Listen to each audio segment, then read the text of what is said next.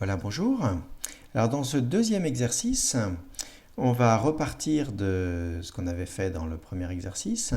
Et peut-être que vous vous êtes dit, mais c'est étonnant qu'on ait été obligé de définir les adresses IP des machines, parce que nous, on n'a jamais fait ça à la maison quand on a installé nos différents ordinateurs. Ils sont tous en réseau, pourtant on ne leur a jamais attribué d'adresse IP.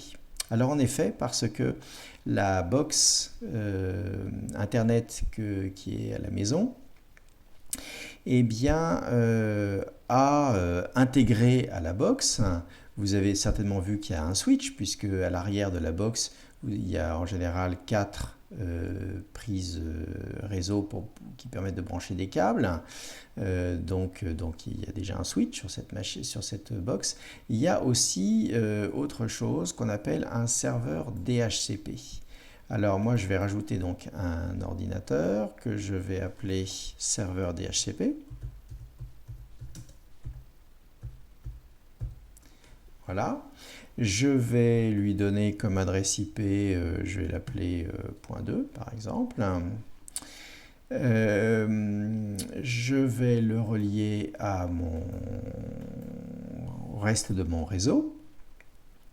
Tous les autres ordis, je vais dire que je vais leur enlever leur adresse IP en disant qu'ils vont fonctionner en DHCP, c'est-à-dire qu'ils vont recevoir leur adresse IP du serveur DHCP. Alors, je fais pareil pour tous les ordis. Voilà, sauf lui, je lui donne une adresse IP fixe. Et puis sur cet ordi, donc, je vais configurer le service DHCP. Alors, je vais décider que tous les ordinateurs qui n'ont pas d'adresse IP de mon réseau local auront une adresse IP qui sera entre 192.168.0.10 par exemple et 192.168.0.150, mettons. Voilà.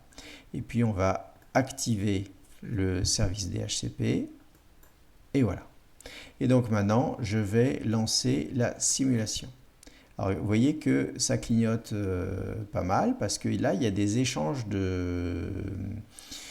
d'informations entre les différents ordinateurs. Et à l'issue de ces échanges, qu'est-ce que je vois? Je vois que le portable 1 a une adresse IP qui est 192.168.0.11, donc qui est dans ma plage entre 10 et 150.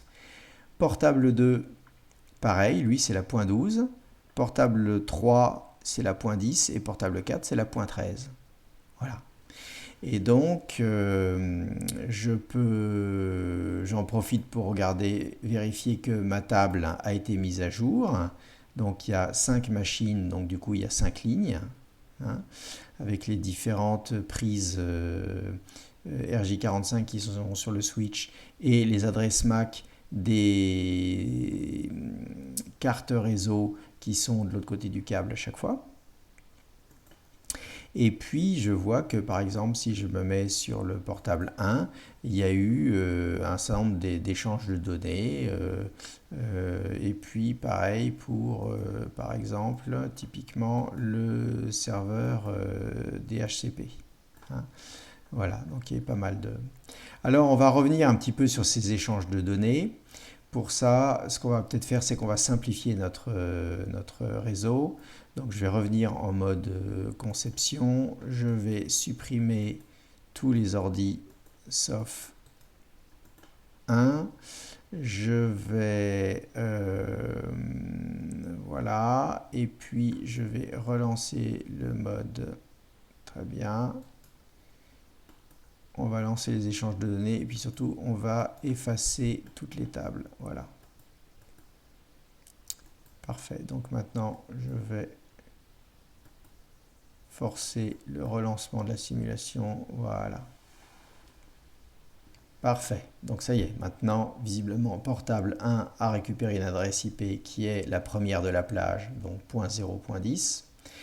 Et je vais par exemple afficher les échanges de données qui sont ici. Alors vous voyez que je vois qu'il y a 6 lignes Et c'est intéressant de jeter un petit coup d'œil sur les lignes. Donc la première source, c'est pour adresse IP 0.0.0.0. C'est qui? Ben, en fait, c'est le portable 1. Au début, il n'a pas d'adresse IP. Donc, son adresse IP, c'est 0.0.0.0. D'accord?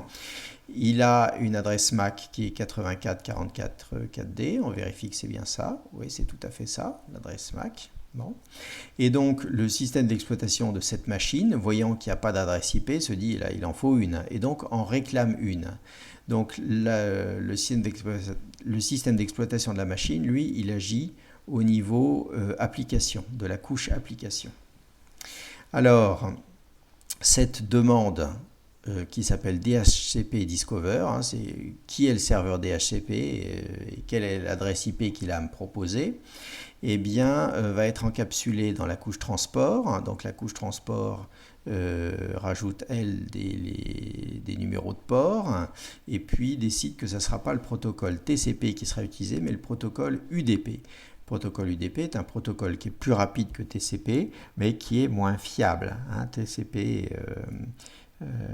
lui est un protocole où s'il ne reçoit pas de réponse, il va renvoyer une demande. S'il y a des erreurs, il va réenvoyer une demande aussi. Enfin, bref, voilà. Alors que UDP, lui, s'embarrasse moins, mais il a l'avantage d'être plus rapide.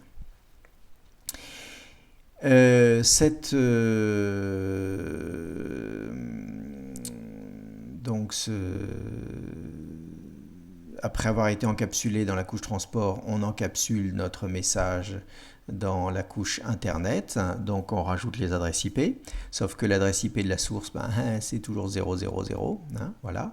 Et comme adresse destination, vous voyez qu'on met que des 255. C'est une adresse IP spéciale qui veut dire qu'on s'adresse à tout le réseau. Alors, quand on dit tout le réseau, ce n'est pas tout l'Internet mondial, c'est uniquement la partie c'est uniquement le réseau local. Hein, bon.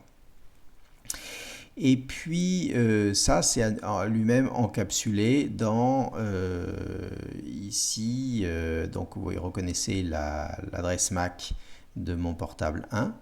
84.44 et puis de même que là on mettait des 255 partout, là on met des FF partout pour dire que là encore qu'on s'adresse à tout le réseau local. Voilà, donc ça c'était la première demande qui était faite, qui était une demande DHCP Discover. On demande aux différents serveurs DHCP qui sont installés sur le réseau de se signaler et de proposer des adresses IP. Alors ici nous on n'a qu'un seul serveur DHCP et donc il répond. Donc vous voyez que la source maintenant c'est, alors je vais agrandir un petit peu ici, voilà, .0.2, donc c'est notre serveur DHCP, hein, et il dit, ben voilà, cette adresse IP, elle est libre, et je peux te la proposer. Il donne son adresse MAC à lui, 84.44. Non, c'est pas son adresse MAC, ça c'est l'adresse MAC de portable 1, je crois. Oui, c'est ça, excusez-moi, je me suis trompé. Donc ce message-là est encapsulé dans la couche transport. Si vous cherchez sur Internet DHCP port, vous verrez que les ports utilisés par le service DHCP, usuellement, c'est 67 et 68. Ça, c'est encapsulé dans Internet où donc l'adresse IP de la source, c'est ça. L'adresse IP destination, eh ben, c'est toujours la même que tout à l'heure, c'est-à-dire l'adresse, ça veut dire qu'on s'adresse à toutes les machines du réseau local.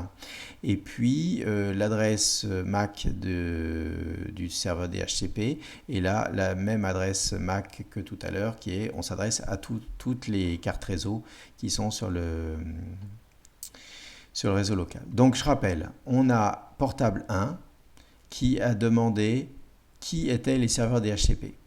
Le serveur DHCP qui est installé, qui est sur mon réseau local, répond en disant oui j'existe et même il propose une adresse IP possible.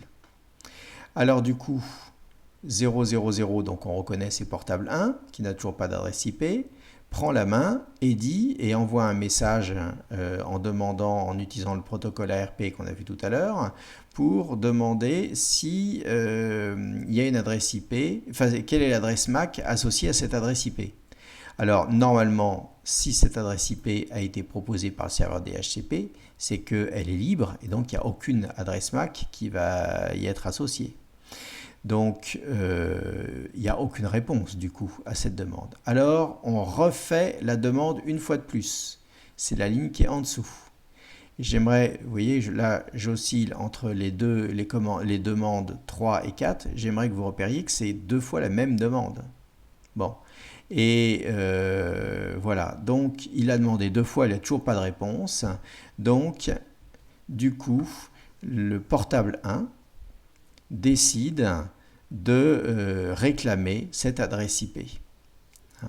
Alors, vous voyez que donc il n'a toujours pas d'adresse IP, mais il a cette adresse MAC.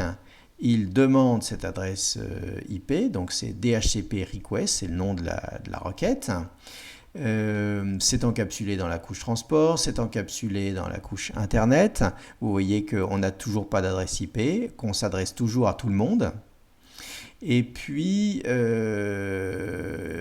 voilà. Et donc là aussi, vous voyez que l'adresse MAC utilisée, c'est on s'adresse toujours à tout le monde. Et puis, du coup, c'est le serveur DHCP qui répond, vous le reconnaissez, le 0.2, hein, port 67. Eh bien, va répondre, d'accord, c'est bon, DHCP ACK comme acknowledgement, c'est bon, je suis d'accord, je te la réserve. Hein. Et c'est encapsulé une fois dans le transport, qui est encapsulé lui-même dans Internet, et qui est encapsulé lui-même dans la couche réseau. Et voilà que suite à cette confirmation, eh bien, portable 1 a bien maintenant la bonne adresse IP 192.168.0.10. Voilà. Donc dans ce deuxième exercice, eh bien, je vous demande de simplifier ce réseau tel que nous l'avons fait, hein, et puis de l'enregistrer. Alors j'ai oublié de vous dire tout à l'heure que pour enregistrer, on revient en mode conception, on clique là-dessus et on donne un nom. Donc par exemple, là je vais l'appeler DHCP. Ça va être le nom de mon projet Filius. Et voilà, je pourrais, ayant quitté Filius, le réappeler. Donc je pense que je l'ai mis dans téléchargement. Non, je ne sais plus où je l'ai mis, c'est pas bien malin. Eh bien, il va falloir que je le retrouve. Non, il est dans Documents, je crois. Voilà, dhcp.fls. On peut relancer, toc, voilà, en double-cliquant dessus. Voilà, donc dans ce deuxième exercice, donc vous allez avoir deux fichiers, deux simulations à m'envoyer, hein, celle-ci, qui est le DHCP, et puis celle de tout à l'heure, on avait les 4 ordinateurs et le switch. Voilà, et bien à très bientôt et merci beaucoup.